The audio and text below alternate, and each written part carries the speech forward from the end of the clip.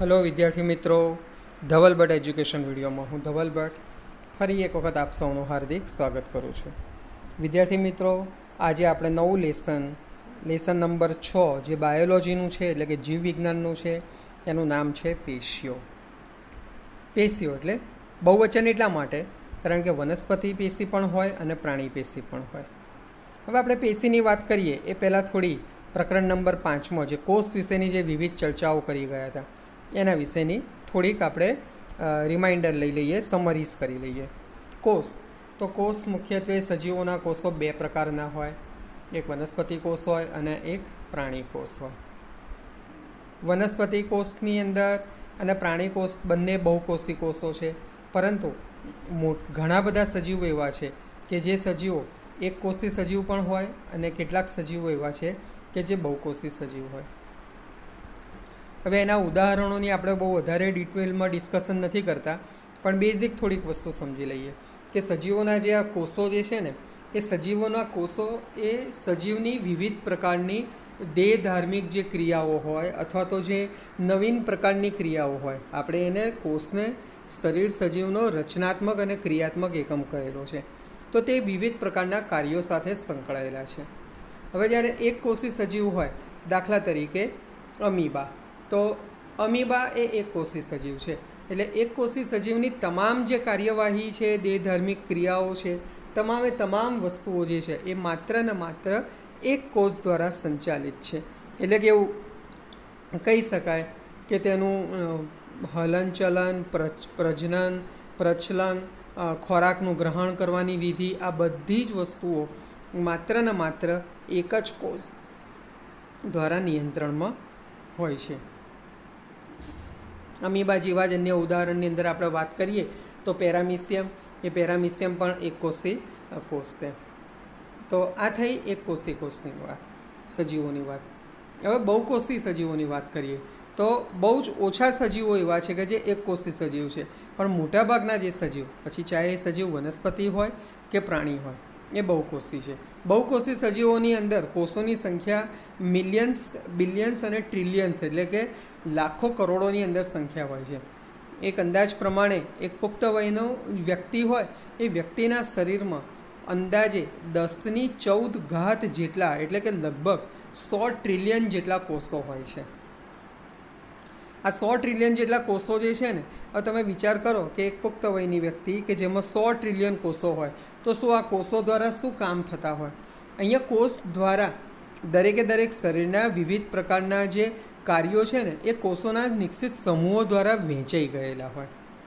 એટલે અહીંયા આપણે એવું કહી શકીએ કે કોષોના સમૂહ એ શ્રમ વિભાજન દર્શાવે છે। શ્રમ વિભાજન એટલે શું કે દરેકે દરેક શરીરના વિવિધ પ્રકારના જે અંગો હોય છે એ દરેકે દરેક અંગોને વિવિધ પ્રકારના કાર્યો સાથે આખો કોષોનો સમૂહ સંકળાયેલો હોય। જેમ કે આપણે વાત કરીએ તો હલનચલન કરવાનું કાર્ય કોના દ્વારા થાય? તો હલનચલનનું કાર્ય મોટે ભાગે પગ દ્વારા થતું હોય। એટલે આ પગના જે કોષો જે છે એ પગના કોષો એટલે કે વિવિધ સ્નાયુ પેશીના કોષો, તો એના માટેનો એક આખું કોષોનું જૂથ હોય એટલે કે સમૂહ હોય। પછી રુધિરનું પરિભ્રમણ થતું હોય શરીરમાં, તો રુધિરનું પરિભ્રમણ પણ વિવિધ પ્રકારના કોષોનો સમૂહ દર્શાવતો હોય। આવી જ રીતે અલગ અલગ પ્રકારના ચેતાપેશીના કોષો હોય। ચેતાપેશીના કોષો એટલે જે મગજના શરીરના એક સક્રિય તંત્ર સાથે કે જે વિવિધ પ્રકારના ઘટકોનું સંદેશાઓનું વહન કરવાનું કાર્ય સાથે સંકળાયેલા છે, તો એ ચેતાપેશીના કોષોનો આખો સમૂહ થયો। આમ આપણે એવું કહી શકીએ કે બહુકોષી સજીવોની અંદર નિશ્ચિત રીતે દરેકે દરેક પ્રકારના કોષોનું કાર્યની વહેંચણી થયેલી છે, અને એટલા માટે આપણે એને કહી શકીએ કે શ્રમ વિભાજન થયેલું છે। બસ વિદ્યાર્થી મિત્રો, આ તો કોષોની વાત થઈ। અહીંયા આપણે કોષોની વાત નથી કરવાની, કોષોના સમૂહની વાત કરીએ છીએ। કેમ? કારણ કે કોષોનો સમૂહ એટલે પેશીઓ। ધારો કે ચેતાપેશીના કોષો હોય, ચેતાકોષો, તો ચેતાકોષોનો સમૂહ એટલે એની આખી પેશી એટલે ચેતાપેશી કહેવાય। પછી આવી રીતે સ્નાયુઓના કોષોનો સમૂહ, તો આપણે એને સ્નાયુ પેશી તરીકે ઓળખીએ છીએ। તો આ થયો પેશીની વાત, કોષો અને કોષોના ઉપરથી પેશી। એટલે એવું કહી શકીએ કે કે સજીવ શરીરનો રચનાત્મક અને ક્રિયાત્મક એકમ કોષ છે. આવા ઘણા બધાના કોષોના સમૂહ ભેગા થાય એટલે પેશીની રચના થાય, અને આવી ઘણી બધી પેશીઓ જ્યારે ભેગી થાય ત્યારે શરીરના અંગની રચના થાય, કોઈ એક અંગ. અને આવા ઘણા બધા અંગો ભેગા થાય ત્યારે એક અંગતંત્રની રચના થાય. એટલે આમ એવું કહી શકાય કે જે તે સજીવનું શરીરની પાયાની અંદર ભલે કોષ છે, પણ આવા ઘણા બધા કોષો ભેગા થઈને જે પેશીની સાથે અંગ અને અંગોની સાથે જે અંગતંત્ર બનાવે છે, એટલે દરેકે દરેક પરસ્પર જોડાયેલા છે. અહીંયા આપણે જ્યારે પેશીની વાત કરીએ છીએ તો આપણે પેશીમાં મુખ્યત્વે 2 પ્રકારની પેશી, વનસ્પતિ પેશી અને પ્રાણી પેશી, બંને પ્રકારની આપણે ચર્ચા કરવાની છે. વનસ્પતિ પેશીની આપણે જ્યારે વાત કરીએ તો વનસ્પતિની અંદર પણ વિવિધ પ્રકારની પેશીઓ આવેલી હોય છે. એના સ્થાન અને એના કાર્યને અનુલક્ષીને આપણે એનું વર્ગીકરણ, એના વિશે આગળ આ પ્રકરણની અંદર એના વિશે આપણે ચર્ચા કરતા જ જઈશું. પણ આપણે મુખ્યત્વે વાત કરીએ તો વનસ્પતિ પેશીની અંદર 2 પ્રકારની પેશી હોય, વર્ધનશીલ પેશી અને સ્થાયી પેશી. વર્ધનશીલ પેશી એટલે એવી પેશી કે જે પેશીના કોષોમાં સતત વધારો થતો હોય, અને સ્થાયી પેશી એટલે એવી પેશી કે જે પેશીના કોષોમાં કોઈ નિશ્ચિત વધારો થતો નથી. આપણે એના વિશે આગળ ઘણી બધી ચર્ચાઓ કરીશું. હવે જે રીતે વનસ્પતિની અંદર વાત કરીએ એ રીતે પ્રાણીઓની અંદર પણ તો શરીરની અંદર એવા ઘણા બધા કોષો હોય છે કે જે કોષો ઘણા બધા કાર્યો પૂર્ણ કરવા માટે સક્ષમ હોય છે. આ કોષો આપણે આગળ વાત કરીએ એ પ્રમાણે વિવિધ સમૂહની અંદર પણ હોય, અથવા તો એક કોષી સજીવ હોય તો એકલતા પણ હોય. હવે શરીરમાં નિશ્ચિત કાર્ય એ નિશ્ચિત સ્થાન ઉપર જ્યારે કોઈ કોષોના નિશ્ચિત વિશિષ્ટ સમૂહ દ્વારા થતા હોય તો આ કોષોના સમૂહને આપણે પેશી તરીકે ઓળખીએ છીએ. જેમ કે તમારી સ્ક્રીન ઉપર અત્યારે તમને રુધિરની પેશીના કોષો એટલે કે રુધિરના પ્રસરણની ક્રિયા દર્શાવતા જે કોષો છે તેને આપણે રુધિરની પેશીના કોષો તરીકે ઓળખીએ છીએ. આમ આપણે વનસ્પતિ પેશી અને પ્રાણી પેશી બંનેની અંદર નિશ્ચિત પ્રકારના એવા વિવિધ પ્રકારના અંગો હોય છે કે જે અંગો અથવા તો કોષોનો સમૂહ હોય છે કે જેના દ્વારા નિશ્ચિત પ્રકારના કાર્યો પૂર્ણતઃ આપણે સફળતાપૂર્વક કરી શકતા હોઈએ છીએ, જેના કારણે એનું નિયમન, હલનચલન, પ્રચલન વગેરે યોગ્ય રીતે થઈ શકતું હોય છે. તમારી સ્ક્રીન ઉપર તમને એક પ્રાણી કોષ અને વનસ્પતિ કોષ કે જેના વિશેની આપણે ઘણી બધી ચર્ચાઓ આગળના 5મા નંબરના લેસનની અંદર કરી ચૂકેલા છે. તો વિદ્યાર્થી મિત્રો, તમને ખ્યાલ આવી ગયો કે આપણે આ પાઠની અંદર શું ભણીશું અને કઈ રીતે ભણીશું. આપણે શરૂઆત કરીએ છીએ વનસ્પતિ પેશીથી. તો વનસ્પતિ પેશીની અંદર મુખ્યત્વે 2 પ્રકારના કોષો હોય, પેશીઓ હોય. આપણે કોષોની વાત ના કરીએ પણ પેશીની વાત કરીએ. એક વર્ધનશીલ પેશી અને એક સ્થાયી પેશી. વર્ધનશીલ પેશી એટલે એવી પેશી કે જે પેશીના કોષોમાં સતત કંઈક ને કંઈક રીતે વધારો થતો હોય. અને સ્થાયી પેશી તો સ્થાયી પેશીના કોષો એ નિશ્ચિત હોય, એની અંદર કોઈપણ જાતનો નવો વધારો થતો નથી. આપણે એના વિશેની પણ ચર્ચા આગળ પ્રકરણની અંદર કરતા જઈશું. હવે વનસ્પતિ પેશીના જ્યારે વર્ગીકરણની વાત કરીએ તો સૌથી પહેલું યાદ રાખવાનું કે વનસ્પતિ પેશીનું જે વર્ગીકરણ છે આપણે મુખ્યત્વે 2 ભાગમાં કરીએ છીએ. એક વર્ધનશીલ એટલે કે વર્ધમાન પેશી અને એક સ્થાયી પેશી એટલે કે અવર્ધનશીલ પેશી. આ વર્ધનશીલ પેશીને પણ તેના કોષોના સ્થાનને આધારે, કોષોના પ્રકારને આધારે આપણે એને 3 જુદા જુદા ભાગમાં વહેંચણી કરીએ છીએ. એક અગ્રસ્થ વર્ધનશીલ પેશી, પાર્શ્વીય વર્ધનશીલ પેશી અને આંતરવિષ્ઠ વર્ધનશીલ પેશી. ફરી એક વખત સમજીએ કે વર્ધનશીલ પેશીના કોષો એને આપણે 3 પ્રકારમાં વર્ગીકૃત કરીએ છીએ: અગ્રસ્થ, પાર્શ્વીય અને આંતરવિષ્ઠ વર્ધનશીલ પેશીના કોષો. હવે આપણે સ્થાયી પેશીની વાત કરીએ તો સ્થાયી પેશીનું મુખ્ય 2 ભાગમાં આપણે વર્ણન કરીએ છીએ. એક સરળ સ્થાયી પેશી અને એક જટિલ સ્થાયી પેશી. એટલે ફરી એક વખત આખું વર્ગીકરણ સમજીએ કે વર્ધનશીલ પેશી મુખ્યત્વે 3 ભાગમાં વહેંચાયેલી છે: અગ્રસ્થ, પાર્શ્વીય અને આંતરવિષ્ઠ વર્ધનશીલ પેશી. અને સ્થાયી પેશીની આપણે વાત કરીએ તો સ્થાયી પેશી મુખ્યત્વે 2 ભાગમાં વહેંચાયેલી છે: સરળ સ્થાયી પેશી અને જટિલ સ્થાયી પેશી. હવે આપણે સરળ સ્થાયી પેશીના વર્ગીકરણની વાત કરીએ તો સરળ સ્થાયી પેશીના મુખ્યત્વે 3 જુદા જુદા ભાગમાં વહેંચવામાં આવે છે: મૃદુતક સ્થાયી પેશી, સ્થૂલકોણક અને દ્રઢોતક સ્થાયી પેશી. ફરી એક વખત ચર્ચા કરીએ. સરળ સ્થાયી પેશી જે છે એ સરળ સ્થાયી પેશીને મુખ્યત્વે 3 ભાગમાં ડિવાઈડ કરેલ છે: મૃદુતક પેશી, સ્થૂલકોણક પેશી અને દ્રઢોતક પેશી. અને આ જ રીતે જટિલ સ્થાયી પેશી છે. તો જટિલ સ્થાયી પેશીને આપણે મુખ્યત્વે 2 જુદા જુદા ભાગમાં વર્ગીકૃત કરીએ છીએ: એક જલવાહક પેશી અને અન્નવાહક પેશી. તો વિદ્યાર્થી મિત્રો, આ થયું વનસ્પતિ પેશીનું બેઝિક વર્ગીકરણ. જે વર્ગીકરણ આપણે સરળતાથી યાદ રાખવાનું છે. ફરી એક વખત એને આપણે સમજી લઈએ છીએ. તો વનસ્પતિ પેશી મુખ્યત્વે 2 ભાગમાં વિભાજિત છે: વર્ધનશીલ પેશી અને અવર્ધનશીલ અથવા તો સ્થાયી પેશી. વર્ધનશીલ પેશીને આપણે 3 જુદા જુદા ભાગમાં ડિવાઈડ કરીએ છીએ: અગ્રસ વર્ધનશીલ પેશી, આંતરવિષ્ટ વર્ધનશીલ પેશી અને પાર્શ્વીય વર્ધનશીલ પેશી. અને સ્થાયી પેશીનું આપણે વર્ગીકરણ કરવું હોય તો સ્થાયી પેશીને આપણે મુખ્યત્વે 2 જુદા જુદા ભાગોમાં વર્ગીકૃત કરીએ છીએ: એક સરળ સ્થાયી પેશી અને 2 જટિલ સ્થાયી પેશી. સરળ સ્થાયી પેશીને આપણે મુખ્યત્વે 3 જુદા જુદા ભાગોમાં વિભાજિત કરીએ છીએ: મૃદુતક સ્થાયી પેશી, સ્થૂલકોણક સ્થાયી પેશી અને દ્રઢોતક સ્થાયી પેશી. જ્યારે જટિલ સ્થાયી પેશીને આપણે મુખ્યત્વે 2 ભાગમાં વર્ગીકૃત કરીએ છીએ: જલવાહક પેશી અને અન્નવાહક પેશી. હવે મૃદુતક સ્થાયી પેશી છે એને પાછા બીજા 3 પેટા વિભાગોમાં ડિવાઈડ કરીએ છીએ: એક સામાન્ય મૃદુતક, 2 હરિત કણોતક અને 3 વાયુતક પેશી. તો આમ આ થયું સંપૂર્ણ વનસ્પતિ પેશીનું વર્ગીકરણ. હવે આ વિવિધ પ્રકારની જે પેશીઓના અને તેના ભાગની ચર્ચા કરી એ દરેકે દરેક વિશેની આપણે ચર્ચા સંપૂર્ણ રીતે વિસ્તૃત રીતે આગળ વધારીએ. હવે આપણે આ જે વિવિધ પ્રકારની પેશીઓના વિશેની ચર્ચા કરી એમાં વનસ્પતિ પેશીનું વર્ગીકરણ પણ ભણ્યા. પણ હવે જ્યારે વનસ્પતિ પેશી અને પ્રાણીઓ પેશી વિશેની પણ બેઝિક જ્યારે ચર્ચા કરી તો સૌથી પહેલો પ્રશ્ન આપણા મગજમાં આવે કે શું વનસ્પતિ અને પ્રાણી પેશી બંને સમાન પ્રકારની પેશીના બનેલા છે? અથવા તો એવું કહી શકાય કે બંનેની પેશીના કોષો શું સમાન પ્રકારના કોષો છે?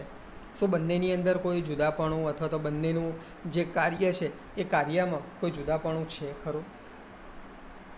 પરીક્ષાની અંદર આપણને આ પ્રકારનો પ્રશ્ન નિશ્ચિત રીતે 2 થી 3 માર્કની અંદર પૂછી શકાય કે વનસ્પતિ પેશી અને પ્રાણી પેશીના કાર્યો અને તેમની અંદર તેમના આયોજનોની સરખામણી કરો. તો આપણે એના એક એક મુદ્દાની સમજૂતી મેળવીએ. આપણને નિશ્ચિત રીતે આપણે જે પ્રશ્ન પૂછ્યો એ પ્રશ્નની અંદર આપણા જવાબ આપણે મોટે ભાગે જાણીએ છીએ, પણ તેમ છતાં આપણે એને સરળ ભાષામાં સમજવાનો પ્રયત્ન કરીએ. તો વનસ્પતિ એ ક્યારે પણ ગતિ કરતી નથી.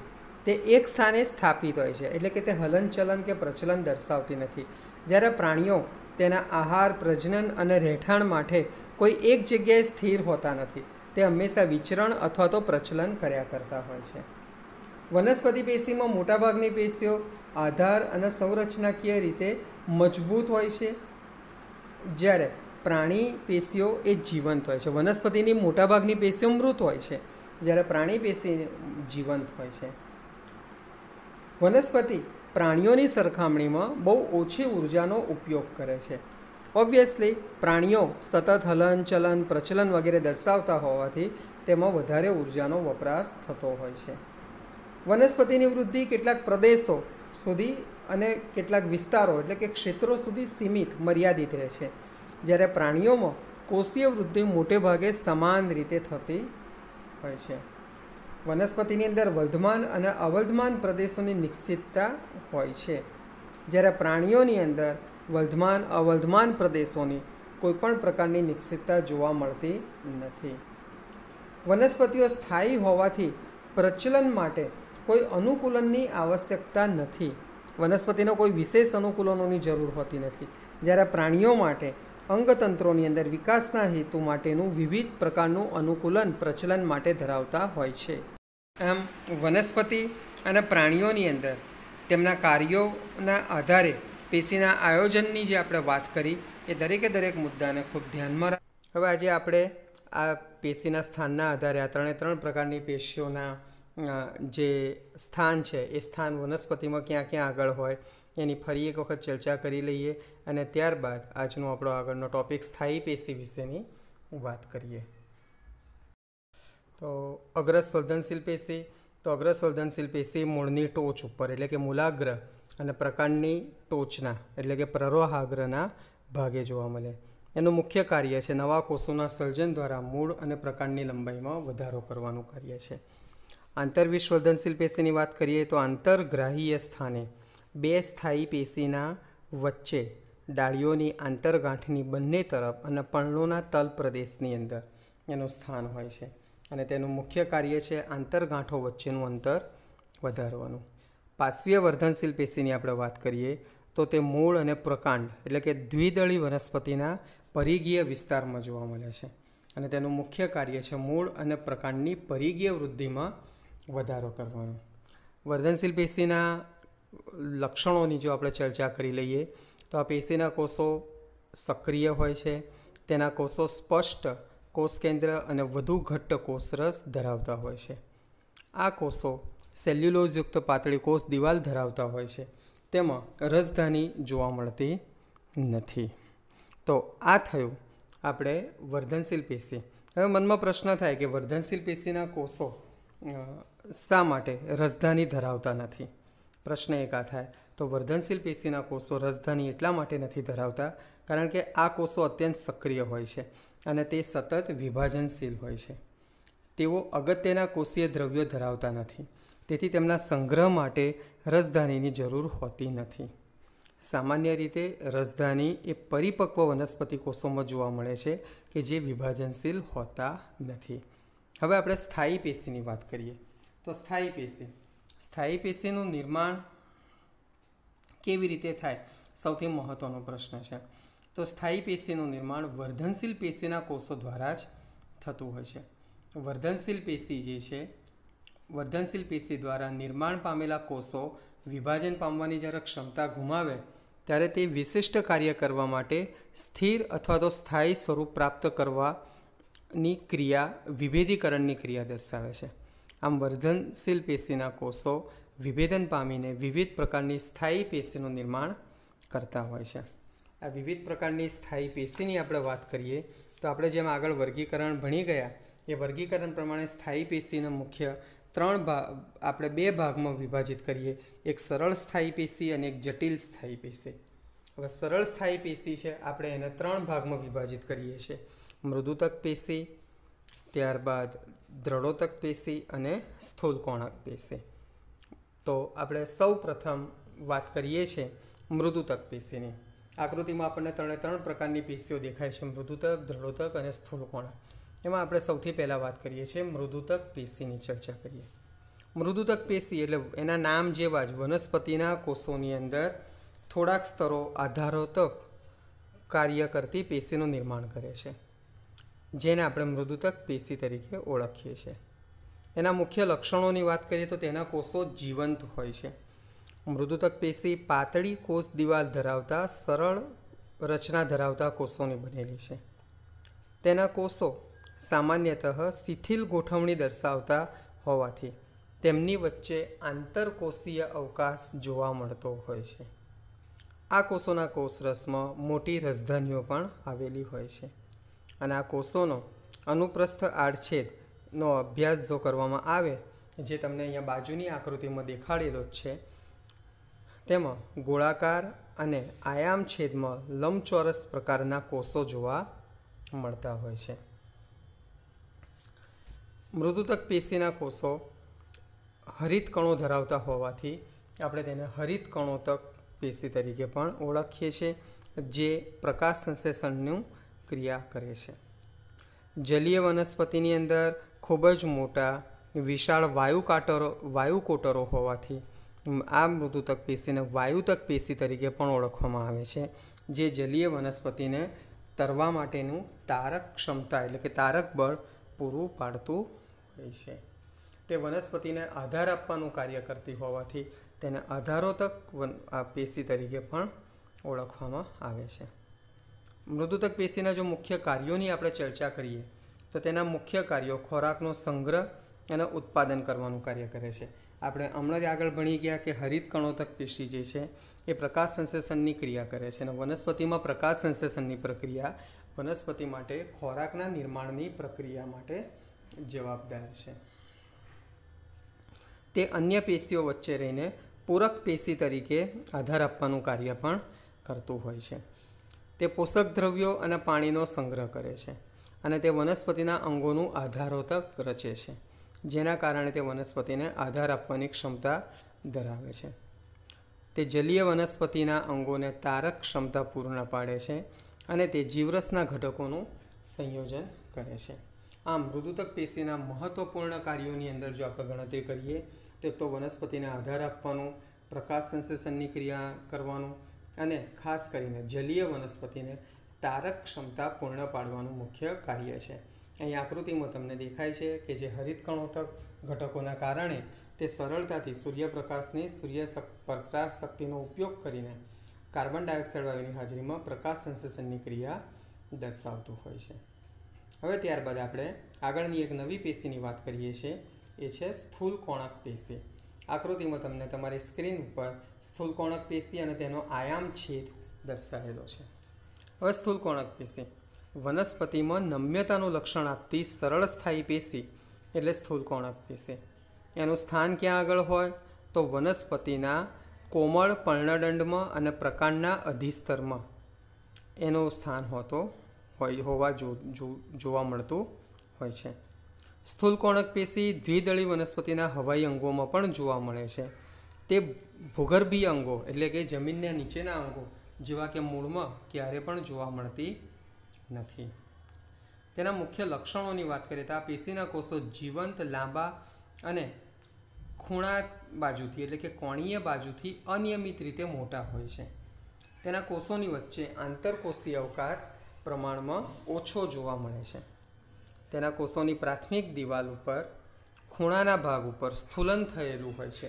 આ સ્થૂલન લિગ્નિનનું સ્થૂલન થયેલું હોવાથી તેને આપણે સ્થૂલ કોણક પેશી તરીકે પણ ઓળખીએ છીએ.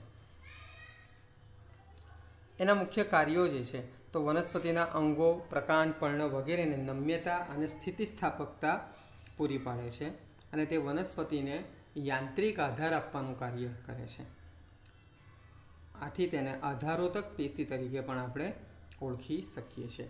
હવે આપણે વાત કરીએ છીએ દ્રઢોતક પેશીની.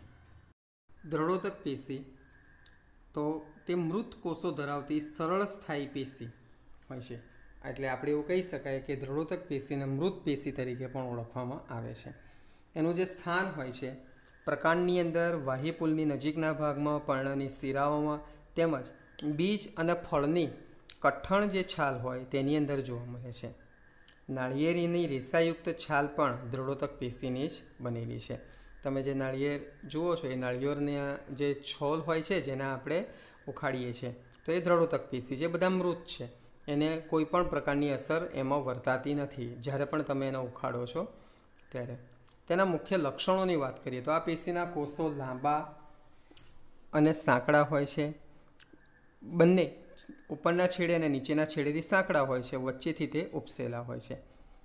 કોષોની પ્રાથમિક દિવાલ ઉપર લિગ્નિનનું સ્થૂલન એટલે કે જમાવટ થયેલી હોય છે. તેના કોષોની કોષ દિવાલ પ્રમાણમાં જાડી હોય છે અને તેના કોષો વચ્ચે આંતરકોષીય અવકાશ જોવા મળતો નથી. આ પેશીના કોષો મૃત કોષો તરીકે ઓળખાય છે. તેનું જે મુખ્ય કાર્ય જે છે વનસ્પતિના ભાગોને દ્રઢતા આપવાનું, દ્રઢતા એટલે કે મજબૂતી આપવાનું કાર્ય એ તેનું મુખ્ય કાર્ય છે. આમ આપણે કહી શકીએ કે આ સરળ સ્થાયી પેશીના મુખ્ય 3 ઘટકો જેની વિભિન્ન પ્રકારની જે ચર્ચા આપણે કરેલી છે એ ચર્ચા આ રીતે સરળતાથી આપણે સમજી શકીએ છીએ. હવે આપણે આગળ એક અલગ પ્રકારનો ટૉપિક જેને આપણે અધિસ્તર અથવા તો અધિસ્તર એટલે શું એના વિશેની ચર્ચા કરીએ અને ત્યારબાદ આપણે વાયુરંધ્રો વિશેની ચર્ચા કરીશું. વિદ્યાર્થી મિત્રો, વાયુરંધ્રો વિશેની વધુ વિગતે ચર્ચા તમે ધોરણ 10ની અંદર ભણશો. અત્યારે આપણે અધિસ્તરની અને ત્યારબાદ વાયુરંધ્રોની ચર્ચા કરીએ, જે બંને તમને તમારી સ્ક્રીન ઉપર આકૃતિમાં દેખાય છે. અધિસ્તર એટલે શું? તો વનસ્પતિના અંગોના સૌથી બહારનું એક જે સ્તર હોય છે એને આપણે અધિસ્તર તરીકે ઓળખીએ છીએ. અધિસ્તરની રચના જે છે એ મૃદુતક પેશીના બનેલા કોષોની હોય છે. આ કોષો એક જ સ્તરમાં ગોઠવાયેલા અને તેમાં આંતરકોષીય અવકાશ જોવા મળતો નથી. એની સળંગ રચના એટલે કે ગોઠવણી જોવા મળતી હોય છે. મોટાભાગના જે અધિસ્તરના કોષો જે છે એ ચપટા હોય છે. તેની બાહ્ય તથા પાર્શ્વ દિવાલ આંતરિક કોષ દિવાલ કરતાં પ્રમાણમાં વધારે જાડી જોવા મળે છે. વનસ્પતિના આ પ્રકારની વનસ્પતિના જે હવાઈ ભાગો જે છે એના અધિસ્તરીય કોષો જળ પ્રતિરોધક મીણ એટલે કે ક્યુટિનના આવરણથી સ્ત્રવેલા હોય છે, એટલે કે ચિકાસવાળું આવરણ કહેવાય. કાર્યો તો તેના મુખ્ય કાર્યો જે છે તો વનસ્પતિના બધા જ ભાગોને રક્ષણ આપવાનું કાર્ય છે. અધિસ્તર ઉપર ક્યુટિનનું એટલે કે મીણ જેવું ચિકાસ પડતું આવરણ હોવાથી વનસ્પતિને પાણીના વ્યયની સામે રક્ષણ આપે છે. યાંત્રિક ઈજા અને પરોપજીવી ફૂગ સામે પણ તે સરળતાથી રક્ષણ આપતું હોય છે. શુષ્ક વસવાટમાં આવેલી જે કેટલીક વનસ્પતિ છે એનું અધિસ્તર પ્રમાણમાં જાડું હોય છે. તે પાણી ગુમાવવાની સામે વનસ્પતિને રક્ષણ આપવાનું કાર્ય કરતી હોય છે. તેના મૂળના અધિસ્તરીય કોષો જમીનમાંથી પાણીનું શોષણ કરતા હોય છે. તો આ વાત થઈ અધિસ્તરની. હવે આપણે વાત કરીએ છીએ વાયુરંધ્ર. સૌથી પહેલાં તો વાયુરંધ્ર એટલે શું અને તે ક્યાં આગળ જોવા મળે? તો વાયુરંધ્રો તે મૂત્રપિંડ આકારના બે રક્ષક કોષો જેવી છિદ્રાળુ રચના ધરાવે છે. અહીં આકૃતિમાં જે તમને જોવા મળે છે એ વાયુરંધ્રો જોવા મળે છે. એને આપણે રક્ષક કોષો તરીકે પણ ઓળખીએ છીએ. એનું જે મુખ્ય કાર્ય છે બાષ્પોત્સર્જનની ક્રિયામાં એટલે કે ઉત્સેદનની જે પ્રક્રિયા છે તેમાં બાષ્પ સ્વરૂપે પાણી ગુમાવવાની ક્રિયા જે છે એની અંદર વાયુરંધ્રનો બહુ મહત્ત્વનો ઉપયોગ છે, કારણ કે આ સમગ્ર ક્રિયા વાયુરંધ્રો વડે જ થાય છે. વાતાવરણના અંદર વાયુ વિનિમય માટે પણ વાયુરંધ્રો એક અનિવાર્ય ઘટક છે.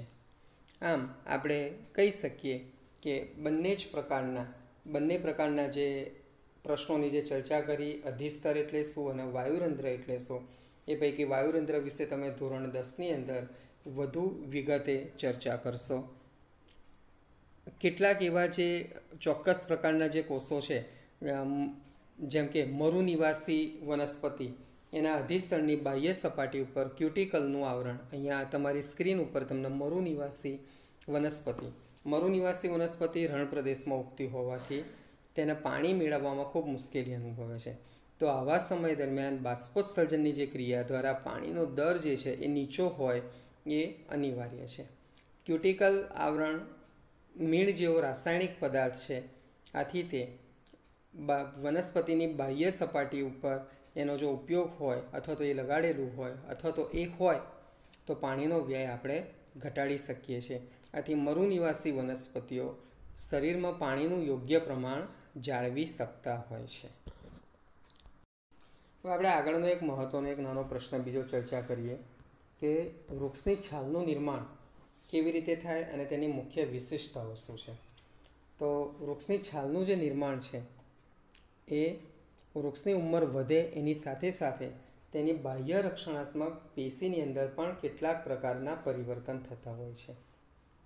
દ્વિતીય વર્ધનશીલ પેશી એ પ્રકાંડના અધિષ્ઠાનનું સ્થાન મેળવી લે છે અને બહારની તરફના કોષોના વિભાજન પામીને વધુ સ્તરોવાળી જાડી છાલનું નિર્માણ કરે. છાલના જે વિશેષતાઓ છે એની અંદર છાલના કોષો જે છે એ મૃત પેશીના કોષો જેવા હોય છે. તેના કોષો વચ્ચે આંતરકોષીય અવકાશ વગરની ચુસ્ત ગોઠવણી જોવા મળતી હોય છે. તેના કોષોની દિવાલ ઉપર સુબેરિન નામના રસાયણનું સ્થૂલન થયેલું હોય છે. આ છાલના કોષો હવા તેમજ પાણી માટે અપ્રવેશશીલ હોય છે. તો આ જે કેટલાક નાના નાના પ્રશ્નોની ચર્ચા કરી છે પરીક્ષાની અંદર 2-3 માર્કની અંદર આ પ્રશ્નો પૂછી શકાય. હવે આપણે વાત કરીએ છીએ જટિલ સ્થાયી પેશીની. હવે જટિલ સ્થાયી પેશી તો સૌથી પહેલાં એક કરતાં વધુ પ્રકારના કોષો સાથે મળીને સામાન્ય કાર્ય કરે તો આ પ્રકારની પેશીને જટિલ સ્થાયી પેશી તરીકે ઓળખીએ છીએ. જટિલ સ્થાયી પેશીને આપણે મુખ્ય 2 ભાગમાં વહેંચીએ છીએ, એક જલવાહક પેશી અને એક અન્નવાહક પેશી. 1 by 1 આપણે બંને પ્રકારની પેશીઓના વિશેની ચર્ચા કરીશું, જલવાહક પેશી અને અન્નવાહક પેશી. તે પૈકી આપણે સૌપ્રથમ જલવાહક પેશી વિશેની ચર્ચા કરીશું.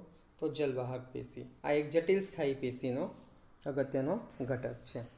જલવાહક પેશી તો વનસ્પતિની અંદર પાણી અને દ્રાવ્ય ખનિજ ક્ષારોનું મૂળથી પર્ણ સુધી વહન કરવા માટેની જે સ્થાયી પેશી છે તેને આપણે જલવાહક પેશી તરીકે ઓળખીએ છીએ. આ પેશી જટિલ પેશી તરીકે કાર્ય કરતી હોય છે. તેની જે રચના હોય છે એ મુખ્યત્વે 4 ભાગમાં થયેલી હોય છે.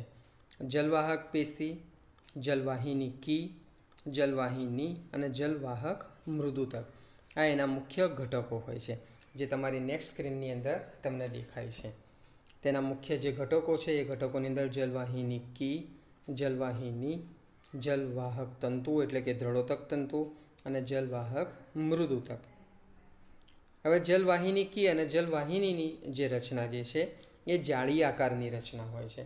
આ કોષોની કોષ દિવાલ પ્રમાણમાં જાડી હોય છે અને આ એકમો પાણી તેમજ ખનિજ ઘટકોનું ઉધ્વ તરફ સ્થળાંતર, ઉધ્વ તરફ એટલે નીચેથી ઉપરની તરફ સ્થળાંતર કરી શકે છે.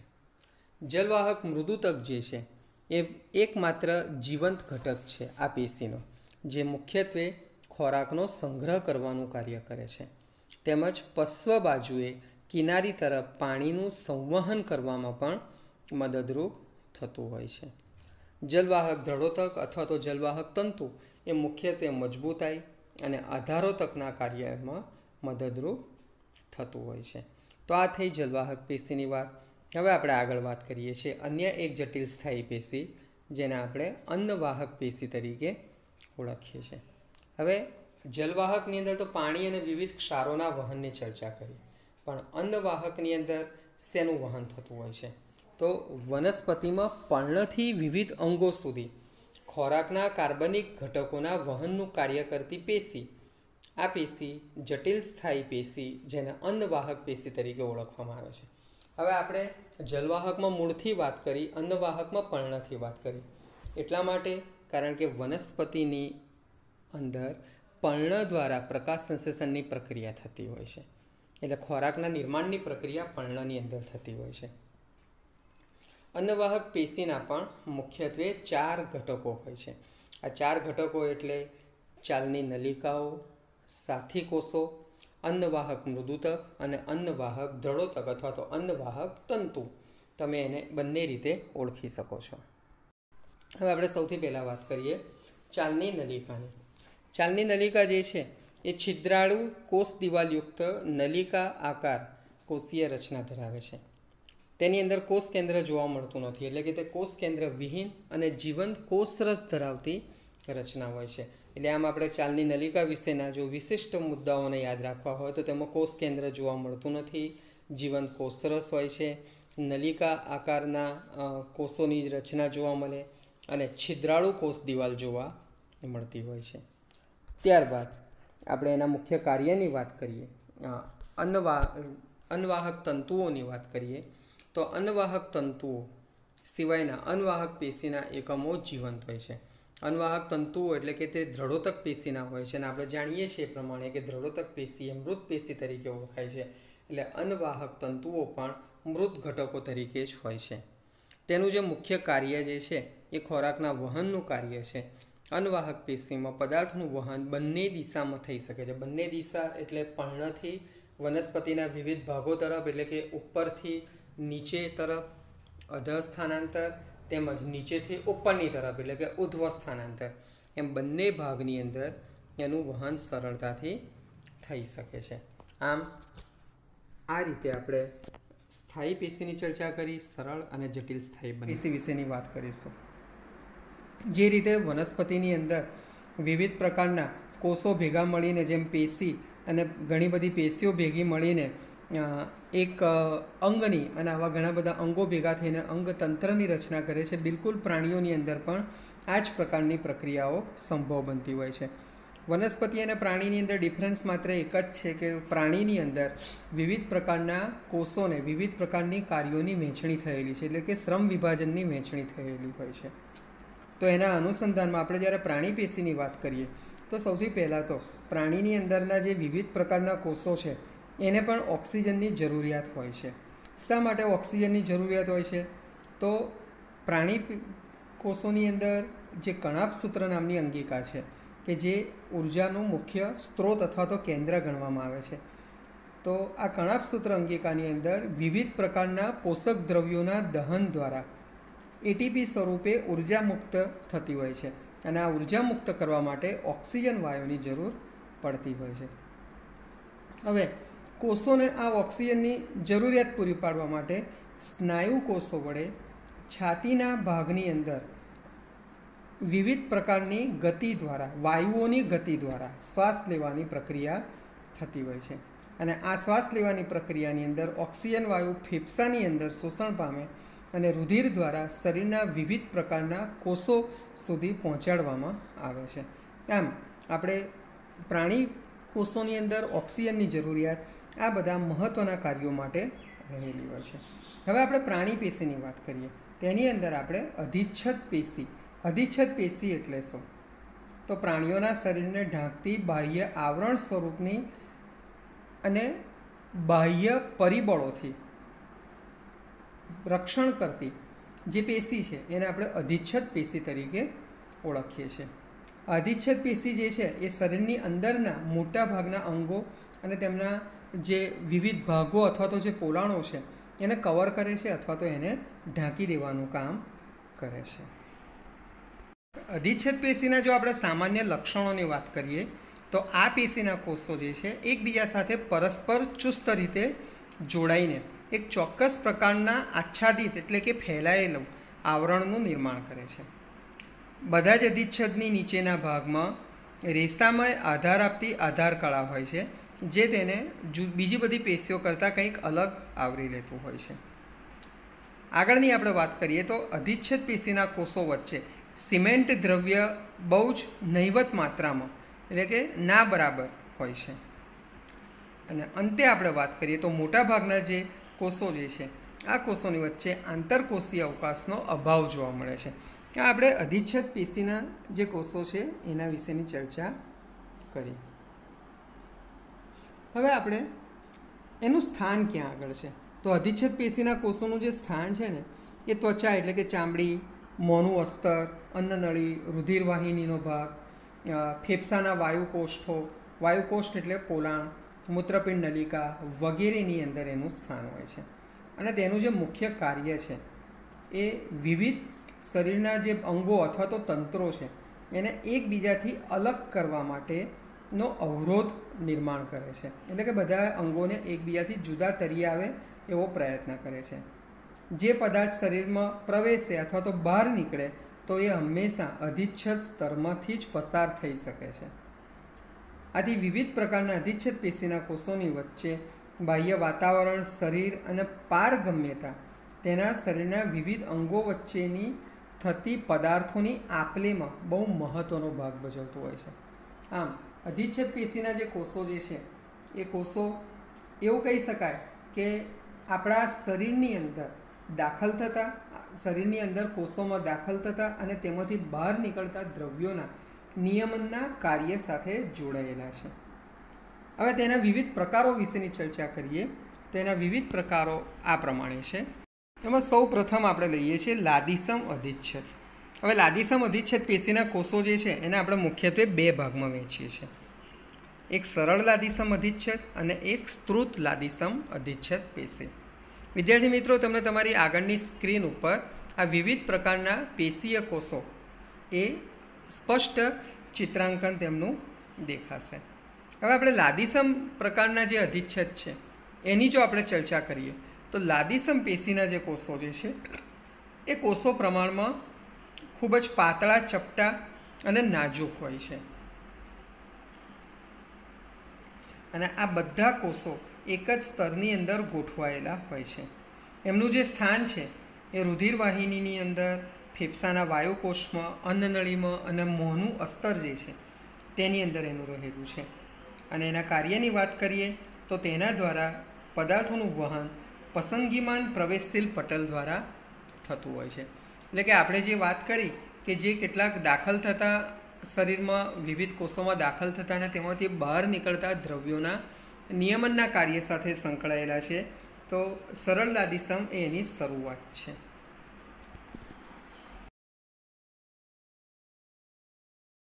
આપણે પ્રાણી પેશીના અન્ય બીજા બધા ભાગોની ચર્ચા કરીએ એ પહેલાં આપણે પ્રાણી પેશીઓ કઈ કઈ છે એની પણ ચર્ચા કરી લઈએ. તો સંયોજક પેશી, સ્નાયુ પેશી, ચેતાપેશી, આ બધી વિવિધ પ્રકારની પ્રાણી પેશીઓ છે કે જે દરેકનું નિશ્ચિત કોષો સાથે સમન્વય થયેલો છે. અથવા તો આપણે એવું કહી શકીએ કે દરેક પેશીના કોષો અલગ અલગ પ્રકારના હોય છે અને તેના આધારે તેમની કાર્યની વહેંચણી એટલે કે શ્રમ વિભાજન પણ અલગ અલગ રીતે થયેલું છે. આપણે 1 by 1 જે એક પેશીની ચર્ચા કરીએ છીએ તે પૈકી અધિચ્છદ પેશીની અંદર આપણે એના મુખ્ય પ્રકાર, પ્રથમ પ્રકાર એટલે કે લાદીસમ અધિચ્છદ વિશેની ચર્ચા કરી અને લાદીસમ અધિચ્છદ પેશીના પણ મુખ્ય 2 પેટા પ્રકારોની અંદર આપણે સરળ લાદીસમ અધિચ્છદ પેશીની ચર્ચા કરી. હવે આપણે એના બીજા જે પ્રકાર છે એ બીજા પ્રકારની વાત કરીએ તો સ્ત્રુત લાદીસમ અધિચ્છદ પેશી. હવે સ્ત્રુત લાદીસમ અધિચ્છદ પેશી એ શું છે? તો તેના કોષો જુદા જુદા સ્તરોની અંદર ગોઠવણી પામેલા હોય છે અને આ ગોઠવણી સુવ્યવસ્થિત રીતે થયેલી જોવા મળતી હોય છે.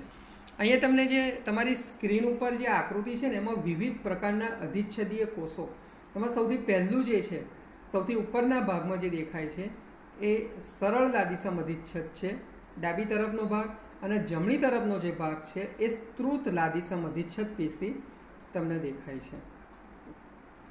આપણે સ્ત્રુત લાદીસમ અધિચ્છદ પેશી એના સ્થાનની વાત આપણે કરીએ તો ત્વચા એટલે કે ચામડીનું અધિચર્મ એટલે કે જે બહારનું આવરણ છે ત્યાં આગળ આ સ્ત્રુત લાદીસમ અધિચ્છદ પેશીના કોષો જોવા મળે છે. એ કામ શું કરે છે? તો આપણા શરીરના ચામડીના ભાગની અંદર બાહ્ય ઈજાઓ દ્વારા જે નુકસાન થતું હોય એ નુકસાનની સામે આપણને રક્ષણ આપે છે. જેમ કે ચાલતા ચાલતા વાહન ઉપર કે અન્ય કોઈપણ માધ્યમથી આપણે પડી જઈએ અને એનાથી જે ચામડીને કપાય, ઘસરકો થાય કે લોહી નીકળે, આવી કોઈપણ પ્રકારની જે અવસ્થા છે ત્યાં આગળ એ આપણું રક્ષણ કરવાનો પ્રયત્ન કરે છે. અને એ ભાગ એક વખત જે ઘસાઈ ગયો કે વાગ્યું કે સ્ક્રેચીસ પડી ગઈ તો થોડા સમય પછી ત્યાં આગળ એનું ઉપરનું જે અધિચર્મ છે એ ફરીથી નવેસરથી આખી રચના થતી હોય છે. તો આ જે થયું સરળ લાદીસમ અને સ્ત્રુત લાદીસમ અધિચ્છદ પેશીની વાત. હવે આપણે આગળ વાત કરીએ છીએ સ્તંભાકાર અધિચ્છદ પેશીના કોષો. તમને સ્ત્રુત લાદીસમ અધિચ્છદની નીચેના ભાગમાં જે ક્યુબ જેવો જે ભાગ દેખાય છે, જે અહીંયા તમને તમારી સ્ક્રીન ઉપર હવે દેખાશે, એ છે સ્તંભાકાર અધિચ્છદ પેશી. હવે સ્તંભાકાર અધિચ્છદ પેશીના કોષો કેવા હોય?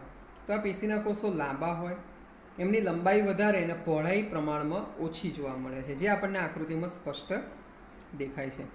આ પેશી જે છે આંતરડાની અંદરનું અસ્તર બનાવે છે અને ત્યાં આગળ અભિશોષણ અને સ્ત્રાવની ક્રિયામાં મદદરૂપ થતું હોય છે. ત્યારબાદ આપણે વાત કરીએ પક્ષમલ અધિચ્છદ. પક્ષમલ અધિચ્છદનો આકાર પણ તમે જોશો તો સિમિલર સ્તંભાકાર અધિચ્છદ જેવો જ છે, પણ એમાં માઇનોર ફરક જે છે એ આપણે સ્તંભી લઈએ તો પક્ષમલ અધિચ્છદ એ સ્તંભીય અધિચ્છદ પેશીના જેવું જ એનું રૂપાંતરિત સ્વરૂપ છે. એની જે સ્તંભાકાર અધિચ્છદ પેશીના કોષોની મુક્ત સપાટી ઉપર વાળ જેવી રચનાના સ્વરૂપે નાના સૂક્ષ્મ તંતુઓ, જેને આપણે પક્ષમો તરીકે પણ ઓળખીએ છીએ, જે પક્ષમો શ્વાસનળીના અધિચ્છદમાંથી સ્થળાંતરિત કરીને તે પ્રદેશને સ્વચ્છ કરવામાં મદદરૂપ થતું હોય છે. તો આ જે વસ્તુ થઈ એ પક્ષમલ અધિચ્છદની વાત થઈ. એના નીચેના ભાગની અંદર આપણને આધાર આપતું એક આવરણ દેખાય છે, જેને આપણે આધાર કળા તરીકે પણ ઓળખીએ છીએ. ત્યારબાદ આપણે વાત કરીએ છીએ ઘનાકાર અધિચ્છદ. આપણે જે હમણાં વાત કરી ક્યુબ જેવો આકાર. ઘનાકાર અધિચ્છદ પેશીના કોષોની લંબાઈ, પહોળાઈ અને જાડાઈ બધામાં તે સમાન હોય છે. આ પેશીના કોષો મુખ્યત્વે મૂત્રપિંડ નલિકા અને લાળ ગ્રંથિની નલિકા જે છે એના અસ્તરનું નિર્માણ કરે છે અને તેને મજબૂતાઈ અને આધાર આપવાનું કાર્ય કરતા હોય છે.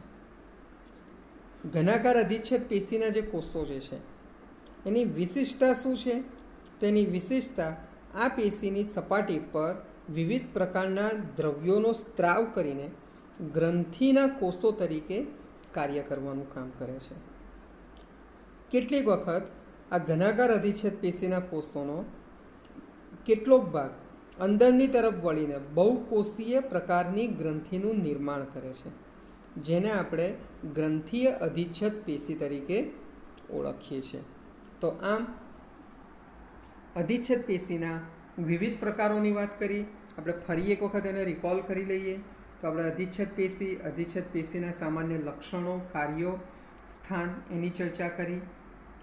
ત્યારબાદ લાદીસમ અધિચ્છેદની અંદર પણ આપણે સરળ લાદીસમ અને સ્ત્રુત લાદીસમ અધિચ્છેદ એની ચર્ચા કરી. તમારી સ્ક્રીન ઉપર દરેક પ્રકારની પેશીના વિવિધ ચિત્રાંકન દ્વારા તમે એની સ્પષ્ટ સમજૂતી મેળવી શકો છો. ત્યારબાદ આપણે સ્તંભાકાર અથવા તો સ્તંભીય અધિચ્છેદ પેશી, પક્ષમલ અધિચ્છેદ પેશી અને ઘનાકાર અધિચ્છેદ પેશીના કોષો વિશેની પણ ચર્ચા કરી.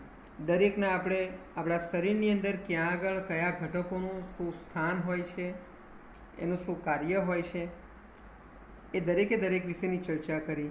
આ દરેક પેશીના કોષોની જે વિશિષ્ટતાઓ છે એ વિશિષ્ટતાઓની પણ આપણે ચર્ચા કરી. હવે આપણે આગળ નવા પ્રકારની પેશી એટલે સંયોજક પેશી.